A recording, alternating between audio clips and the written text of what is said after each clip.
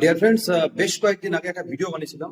যে বোঝে সে খোঁজে, আর যে খোঁজে সে পায়। তো এটা আমার লাইন না, বিখ্যাত মেন্টাল টাফনেস কোচ মৃণাল চক্রবর্তীর এটা ট্যাগলাইন। রিসেন্ট বেলুর মঠে তার একটি সেমিনার অ্যাটেন্ড করলাম, ইমোশনাল ইন্টেলিজেন্স এই বিষয় নিয়ে, অসাধারণ সেমিনার।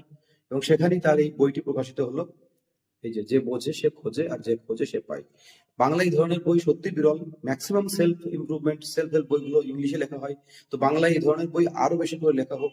স্যারকে অসংখ্য ধন্যবাদ।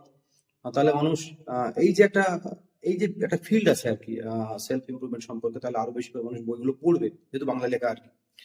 আর কিন্তু এখন দুঃখের বিষয়, এখনকার স্টুডেন্ট, এখনকার ছাত্রছাত্রী যারা ইয়ং জেনারেশন, তারা কিন্তু এটা খুঁজছে না, সেলফ ডেভেলপমেন্ট খুঁজছে না। তারা কি খুঁজছে?